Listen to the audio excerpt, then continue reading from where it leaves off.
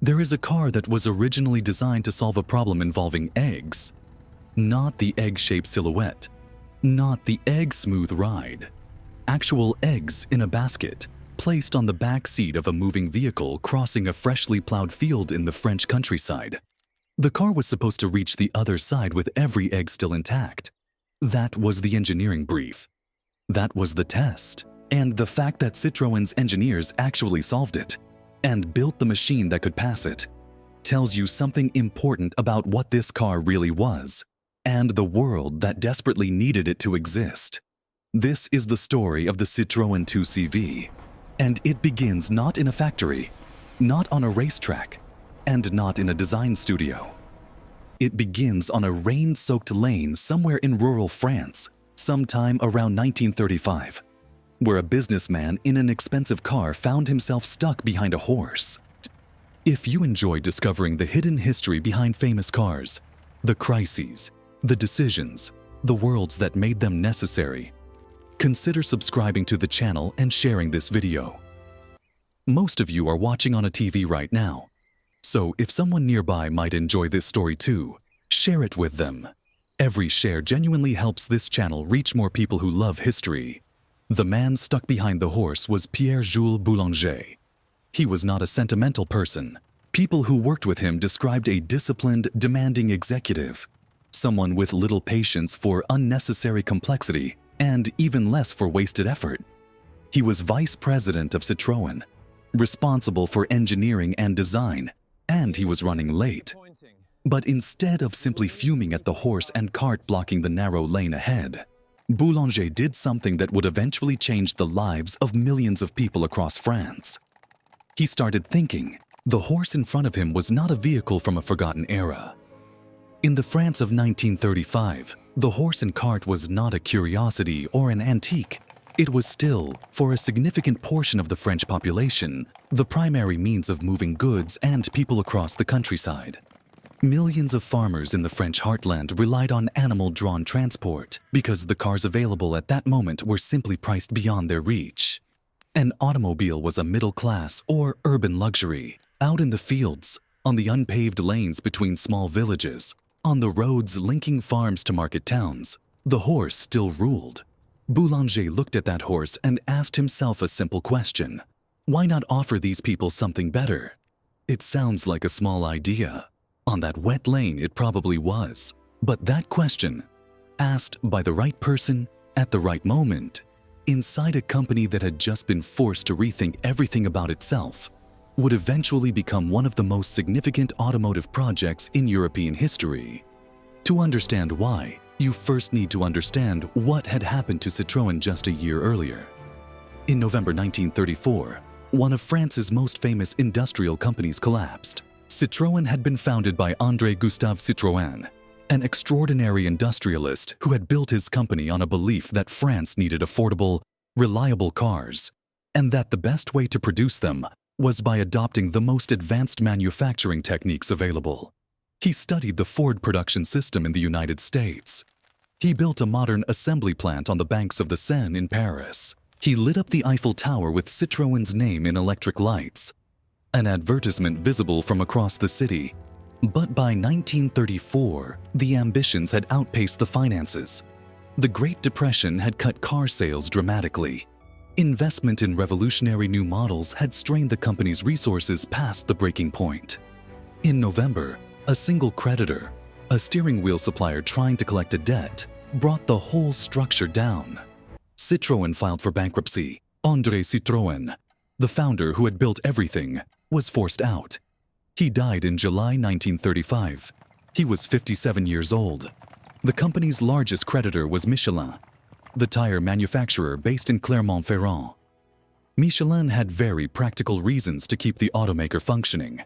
More Citroën cars on French roads meant more Citroën tires needed. And so, Michelin took over ownership of Citroën and began a serious reassessment of what the company actually needed to do. One of the first things the new management did was something the old Citroën had never quite managed. They commissioned a detailed survey of what French buyers actually needed. Not what the engineering department wanted to build. Not what designers found interesting. What the market, particularly the rural market, genuinely required. What they found was uncomfortable, not because it was surprising, but because it was so obvious in retrospect. Millions of farmers across France could not afford a car. The vehicles being offered were too expensive, too complex, too large, and too fragile for the roads and the lives of rural workers.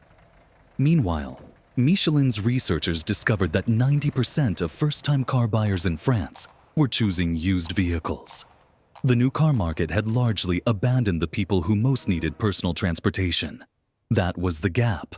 That was the pressure. And that was the moment Pierre-Jules Boulanger, now heading engineering and design under the new Michelin-led management, began turning his rainy afternoon question into an actual plan. In 1936, Boulanger called his engineering team together and delivered one of the most unusual design briefs in automotive history. The car he wanted had to carry 4 people. It had to transport 50 kilograms of goods, potatoes, a sack of grain, a barrel of wine, at 60 kilometers per hour. It had to consume no more than 3 liters of fuel for every 100 kilometers driven. It had to be easy to drive. It had to be easy to maintain. It had to be cheap to run. It had to start reliably. It had to be operable by someone who had never driven a car before. And it had to be able to cross a freshly plowed agricultural field with a basket of eggs on the back seat, without breaking a single one. This last requirement was not a marketing exercise. It was not a clever metaphor. Boulanger meant it literally, and his engineers understood it literally. The roads connecting rural French farms to their nearest market towns in the 1930s were frequently unpaved, rutted, and uneven. A vehicle that shattered its suspension on normal daily use would not serve the people it was built for. The eggs were a real-world test. Solve the eggs, and you had solved the suspension. The project was given an internal name, the TPV, which stood for Très Petite Voiture, the very small car. One additional specification has been reported by people who worked on the project. Boulanger himself reportedly walked around full-size mock-ups with his hat on. If the interior was too low for him to keep his hat in place, the model was rejected. Practicality in every direction. The man Boulanger turned to for the engineering was André Lefebvre, a former aircraft designer who had joined Citroën in 1933. Lefebvre was not a conventional automotive engineer. His background in aviation had shaped the way he thought about weight, structure, and efficiency. He was used to designing machines where every gram mattered and where unnecessary complexity could be catastrophic. Lefebvre and his team began building prototypes, and what they produced was, by almost any conventional automotive standard, bizarre. Early TPV prototypes were covered in lightweight aluminum and magnesium panels. Materials chosen not for any aesthetic reason, but because France had abundant supplies compared to steel, and because they were light. Extremely light. The car that emerged weighed almost nothing by the standards of the time. It had a small 2-cylinder engine. It had seats that, in early versions, were essentially hammocks stretched between metal frames, fabric on tubular supports, as rudimentary as possible, as light as possible, and, it turned out, surprisingly comfortable over rough ground. The suspension was the critical innovation. Engineer Alphonse Forceau designed a system using front leading arms and rear trailing arms, connected to a series of torsion bars running the length of the car's body. When a front wheel hit a bump, that energy was transmitted rearward, helping smooth the motion for passengers in the back. The result was a ride quality that was, when it worked, extraordinarily compliant over the worst surfaces. The chassis moved. The car tilted and rolled in corners in ways that alarmed anyone accustomed to conventional vehicles. But the passengers stayed comfortable. The eggs, in testing, stayed whole. By 1939, 47 prototypes had been built and tested. A pre-production run of 250 cars was completed. Publicity materials were printed. The car had been renamed the Citroën 2CV, 2 chevaux, a French tax classification referring to the vehicle's fiscal horsepower rating, not its actual engine output. An October 1939 Paris Motor Show debut was planned. Then, on September 1st, 1939, Germany invaded Poland. 2 days later, France and Britain declared war. The Paris Motor Show was cancelled, and the 2CV, which almost nobody had seen, disappeared. What happened next is one of the more remarkable acts of industrial concealment in the history of the automobile. Pierre-Jules Boulanger, now leading Citroën under German occupation after France fell in 1940, faced an immediate problem. The 2CV was a small, simple, practical vehicle. The German military occupation forces who now controlled northern France had an obvious interest in vehicles exactly like it. And Boulanger had absolutely no intention of letting them have one. He ordered the prototypes destroyed, hidden, or disguised. Most of the 250 pre-production cars were taken apart or rendered unrecognizable. Some were buried. Some were moved to the south of France, scattered across private locations far from Paris. Boulanger instructed that no trace of the project should be visible to the occupying authorities. Factory workers were told to act as if the TPV had never existed. The Germans, it turned out, were genuinely interested. Documented records from the period show that German officials visited Citroën's Paris headquarters with an interest in the small car project they had heard about. When a Volkswagen Beetle, Hitler's German people's car, was physically brought to the Citroën factory and presented to company officials, the accounts suggest Boulanger's team immediately covered it with a tarpaulin and instructed everyone in the building to ignore it entirely. The Germans left without what they came for. Meanwhile, Citroën's engineers continued developing the 2CV in secret, despite the occupation, despite the removal of machine tools from the factory by German forces, a process that the French resistance reportedly worked to sabotage. The engineering work never fully stopped. In 1942, a wartime prototype known internally as the Cyclope was built and tested at night on private roads outside Paris, followed by 2 Citroën traction Avant cars carrying technicians in case of mechanical problems. The car was evolving in the dark, invisible to the world it was eventually meant to serve. By the time France was liberated in 1944, almost all the pre-production cars were gone, but the knowledge, the drawings, and the engineers who had spent nearly a decade solving the problem of the very small car were still there. That was enough. The war had done something the 2CV's designers hadn't planned for. It had made their car even more necessary. France emerged from 6 years of occupation in extraordinary difficulty. A country that had possessed roughly 2 million registered vehicles before the war found itself with perhaps 100,000 cars still operational on its roads. The infrastructure had been damaged. The economy was shattered. And in the French countryside, where Boulanger had always imagined his car working, the horse and cart had returned as a genuine daily necessity, not an anachronism. The problem the TPV had been designed to solve in 1936 now existed on a far larger scale. Millions of French people needed basic, affordable transportation. The urban working class needed it. The rural population needed it even more desperately.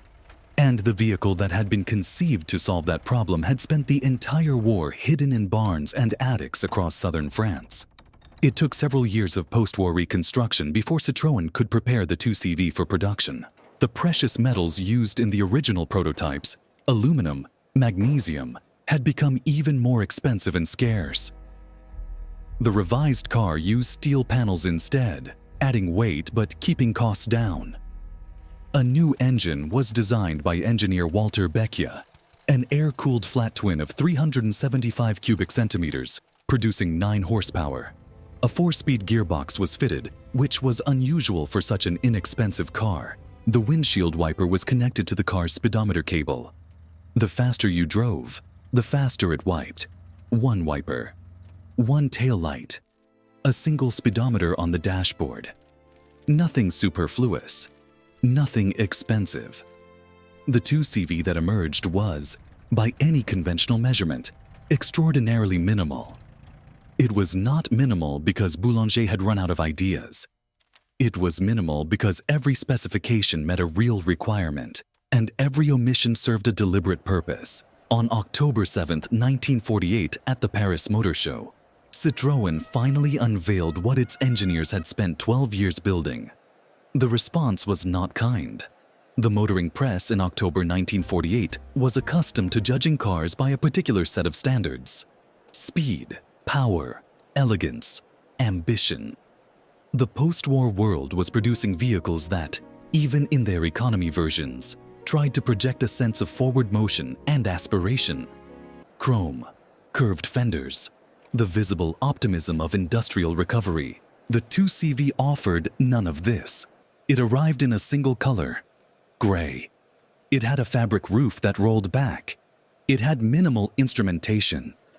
It looked like, and journalists of the time competed to produce the most cutting description: an umbrella on 4 wheels, a sardine can, an upside-down pram, a tin snail. An American journalist reportedly asked whether the car came with a can opener. One Dutch journalist used the phrase "ugly duckling," a nickname that stuck to the 2CV in German-speaking countries for decades, where it was called the Ente, the duck. The professional press was nearly unanimous. The car was ugly, primitive, and embarrassing. This was not what post-war France needed. The French public thought differently. By the end of the Paris Motor Show, around 250,000 people had visited the Citroën stand. Orders accumulated faster than the factory could process them. Boulanger responded by establishing a priority system for who could actually buy one. Doctors, vets, midwives, priests, and small farmers would be moved to the front of the waiting list. Precisely the rural working population the car had been designed to serve in the first place. Production in 1949 reached 876 cars. For a day, roughly. By 1950, the waiting list for a 2CV stretched to 3 years. By 1952, it had reached 5 years. The car that the press had mocked as an affront to automotive dignity had more demand than the factory could supply. The reasons were not complicated. In austerity France, where the memory of war rationing had not yet faded, the 2CV's economics made sense in ways that no amount of critical aesthetic judgment could override. It was cheap to buy, cheaper to run. A French farmer or rural doctor could maintain it themselves with basic tools. It started in cold weather. It worked on bad roads. It carried what it needed to carry. And its strange soft suspension, the one designed to carry eggs across a plowed field without breaking them, turned the worst surfaces France could offer into something manageable. The car wasn't ugly to the people who needed it. It was exactly right. But something unexpected began happening in the decade after the 2CV's launch, and it had nothing to do with the farmers Boulanger had originally imagined. The 2CV began moving into cities. Part of this was simply economics. France's post-war reconstruction was moving quickly, and its cities were growing. Young people, students, teachers, nurses, low-income urban workers needed to move around cities without the cost burden of a conventional vehicle. The 2CV's price and running costs made it accessible in ways that competing models were not. In Germany, through the 1960s, a 2CV cost roughly half what a Volkswagen Beetle cost at the same time. But there was something else, harder to quantify, that was beginning to attach itself to the 2CV's peculiar form. By the late 1950s and into the 1960s, the car's very limitations had started to acquire a kind of cultural value. It was demonstrably, cheerfully, proudly not trying to be anything other than what it was, at a moment when European consumer culture was rapidly expanding, when the post-war reconstruction was giving way to genuine prosperity and the pressure to own more, newer, better things was intensifying.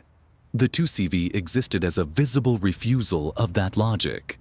It had no chrome, no ambition, no pretension. Owning one was, in a specific and historically legible way, a statement. By the mid-1960s, the car's image was shifting. Citroën's own advertising began to change. The practical gray workhorse of the post-war countryside gave way, in marketing terms, to something brighter. Literally. Citroën introduced a range of colors: red, yellow, apple green. The advertising started featuring young couples rather than farmers. The car that had been designed as a tool became something closer to a personality. The May 1968 student uprisings in Paris accelerated this transformation with particular speed. The movement that erupted across French cities that spring drew heavily on a rejection of established bourgeois values. The dark-colored limousines and respectable saloons that represented the world of corporate France and comfortable middle-class life. Against that backdrop, the 2CV's cheerful insolence read differently. Students at the Sorbonne didn't drive Peugeots and Renaults that tried to project seriousness and conventional aspiration.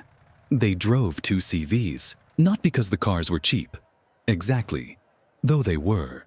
But because the car's entire existence was a kind of refusal, and that refusal had meaning. The car that a practical tire manufacturer had designed to move farmers to market had become a symbol of counterculture. To understand how strange this was, consider where the 2CV stood in 1936 when Boulanger wrote his brief. The car was conceived as a purely utilitarian response to a specific economic problem. Rural France didn't have affordable personal transportation, and Citroën, freshly restructured by Michelin, had the opportunity to fill that gap. There was no aesthetic ambition in the design. Boulanger reportedly told his design team not to worry about how the car looked. There was no cultural aspiration built into the brief. There was just a set of requirements and a specification about eggs. 30 years later, European students were buying the 2CV specifically because of how it looked. Or rather, because of what its deliberate unattractiveness communicated. The car had escaped its original purpose so completely that the people who had originally been meant to buy it, rural farmers, were no longer the primary customers. The people buying it had often never seen a plowed field from behind a wheel. And then, in 1970, the 2CV went to cobble. By 1970, Citroën had developed a competition kit for the 2CV, a set of modifications that made the car more capable over rough terrain for long-distance events. The first major event using these cars was the 1970 Paris to Kabul Rally, a round trip of approximately 16,500 kilometers crossing Europe and Central Asia. The event attracted more than 1,300 participants. In 1971, a similar event ran from Paris to Persepolis in Iran, 13,500 kilometers, 500 competitors. And in 1973 came the Raid Afrique, a crossing from Abidjan on the Ivory Coast to Tunis, requiring passage through the Sahara Desert, including sections of the unmapped Tenere region that was normally closed to vehicles. These were not professional motorsport events in any conventional sense. They were amateur endurance challenges open to ordinary people with prepared 2CVs.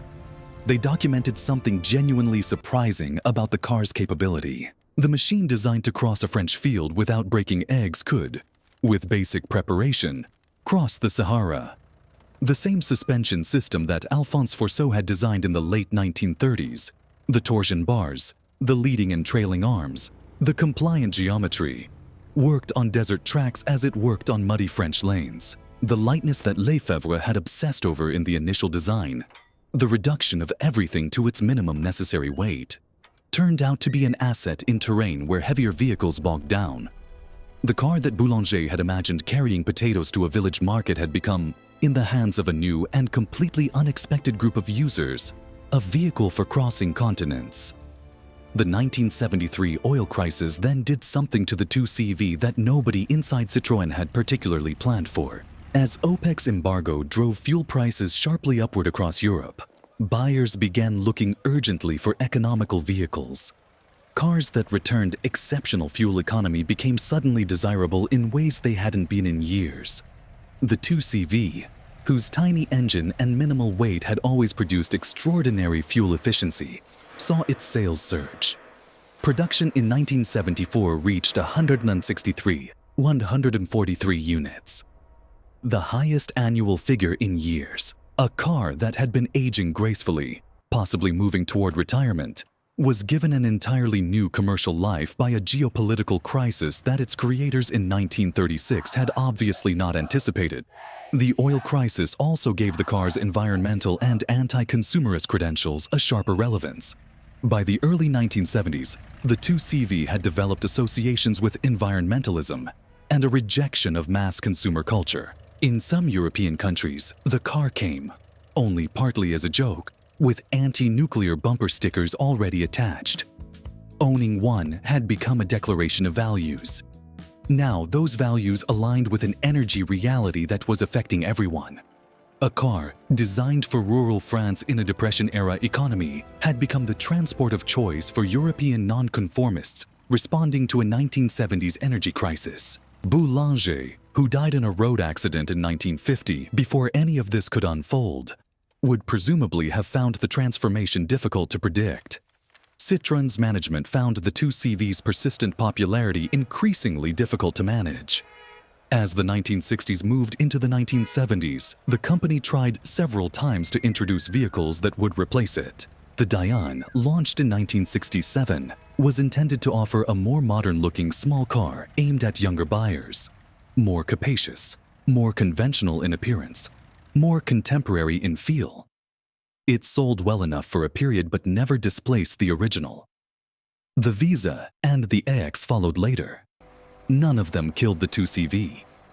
Each time Citroën considered winding down production, demand for the car persisted in ways that made cancellation economically complicated. What happened, to an extent that the company probably didn't fully plan for, was that the 2CV's age had become one of its attractions.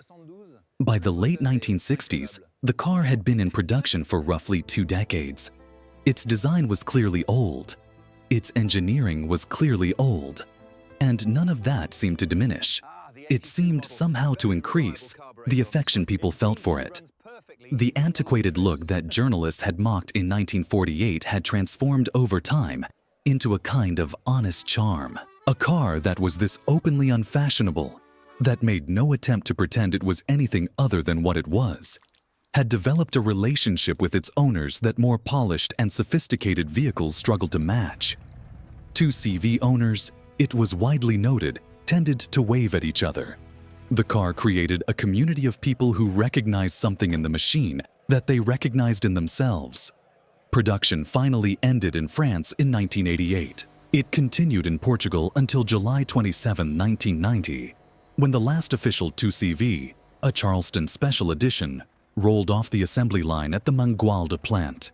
Between 1949 and 1990, counting all variants and derivative models including vans and the Diane, well over 8 million vehicles had been built on the 2CV's basic architecture. The sedan alone accounted for nearly 4 million units. For a car that one journalist had once suggested came with a can opener, this was a remarkable legacy. Today, when a 2CV appears on a street, and in many parts of Europe, they still appear regularly, maintained by owners who have made keeping one running a genuine commitment. Something happens that doesn't happen with many other old cars. People smile. Not the respectful admiration that a well-preserved luxury car from the same era might earn. Something more spontaneous than that. Something closer to recognition. The car connects, almost immediately, to a feeling that is difficult to name precisely, but easy to identify. It has something to do with the car's complete indifference to pretension. It has something to do with the visible simplicity of a machine that never pretended to be more than it was. And it has something to do, for people who know the story, with the very long chain of events that produced it. A tire company that bought a bankrupt automaker. A market survey that found millions of French farmers still using horses. A disciplined executive stuck behind a horse-drawn cart on a rainy lane. A 12-year engineering project that survived a world war by being buried, disguised and driven through the streets of occupied Paris in the dead of night. A launch that the press ridiculed and the public immediately embraced. A farm vehicle that became a student icon. A rally car. A counterculture symbol. A solution to an oil crisis. A fashion object. And eventually an expression of an entire attitude toward the world. All without meaningfully changing the thing it was. The eggs in that basket, the plowed field, the 375 cubic centimeters of air-cooled engine turning the front wheels, the suspension that turned mountains into something manageable, the gray paint that came first, and the green and yellow that came later, and the Charleston editions that came at the end. It is almost impossible to look at a 2CV today and think, agricultural utility vehicle designed to motorize the rural population of Depression-era France. What you see instead is something that escaped that description so thoroughly, and so repeatedly, and in so many different directions, that the original description barely seems relevant anymore. That is the strange power of a car built to solve a small and very practical problem.